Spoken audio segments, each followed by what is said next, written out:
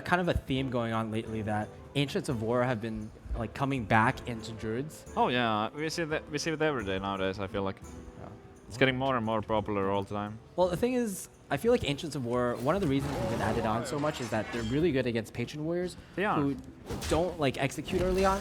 But we know that Tice actually banned Patron Warriors, so he's pretty much saying that I think this card is just like standard even if Patron Warrior doesn't exist. Yeah. Quite often in the Patron against Druid matchup, the Warrior player has to execute already. These are less and less common. That's I've seen a lot of these like hybrid hunters, and pretty much none of them run Hunter Smart.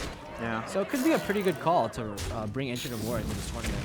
Ooh, face as a hunter when you're a hunter and you're upset that this Boombot doesn't go face. I think that was a bit of a mistake there. He should have like.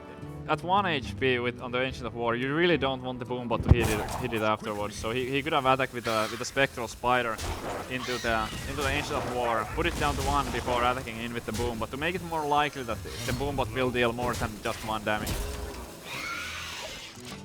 Fair enough. Okay. Can't get a full clear, and that's gonna be game. With that Druid of the Claw in actually Tice's hand. Tice is the Druid player. That's gonna be lethal, and he's gonna tie it up. I got a little bit confused there. I actually thought Dizdemon was the Druid player for a little while. Yeah, but of course Tice is one of the most known Druid players of our time. Yeah. Pretty much like innovative. He was like the guy to bring walled growth to Druid, and he like definitely like a battle of like one player just getting the tempo advantage the entire game. And it's funny when we talk about tempo advantage in Freeze Mage versus Freeze Mage, right? Yeah. Wow, that preemptive Doomsayer. I really like it. That sets up sets up a clean board for the Emperor for next turn potentially.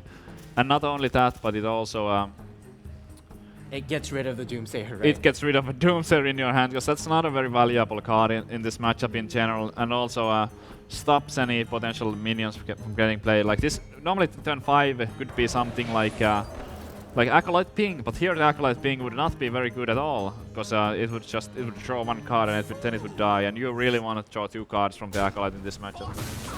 Why do you think he traded instead of going face for the true free damage? Because it would have died to the Doomsayer anyway. I believe that was a misplay. Seemed like a we saw clear misplay there. Exactly. Just missing more common than uncommon at this point. Most players do play it, but still, like without it, he would have. I believe he would have been able to pop. I can't remember exactly what turn. Oh my goodness. Yeah.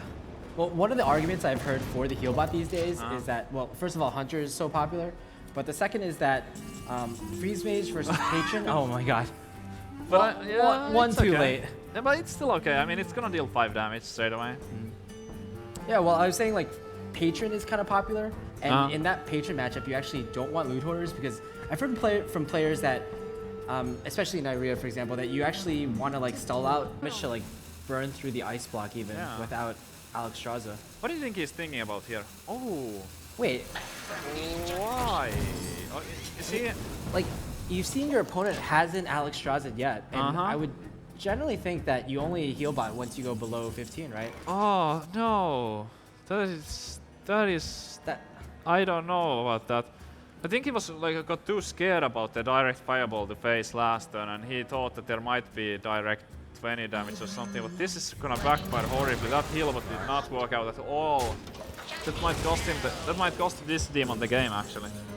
The Blood Mage, he can guarantee to draw the Pyro, right? Because he had 2 cards remaining. So for next turn he would have the Pyro, and with Ping on his face right now and 1 Fatigue being taken, and 2 on the following, then that would actually, I think that would be enough to end the game. You know, one thing to consider is we're actually not completely sure if he has a Pyro in his deck. That's true. Because he has 2 cards he did have that 2 aren't text like, cards. We were talking about it. It's like 1 or 2. And he had a heal bot and he had a corner. Oh. What? Wait, why don't you ping here? Okay. But it seems intentional to me. Tice is a player who would not miss a ping here. So if he chooses not to ping, there is a reason for it. I can guarantee that. Yes. He's doing some math in his head with the Pyro and Fatigue, I believe. Oh, there's the last card. He did have 1 more. Okay. That's such a heads-up play. So if he draws the Pyro, his opponent will go down to 11 next turn, or like Pyro. That's game. But I don't know. Oh, wow. Okay. And you know what? We didn't even see the last 2 cards in Tice's deck. Wonder what they were. Why did Like- he concede?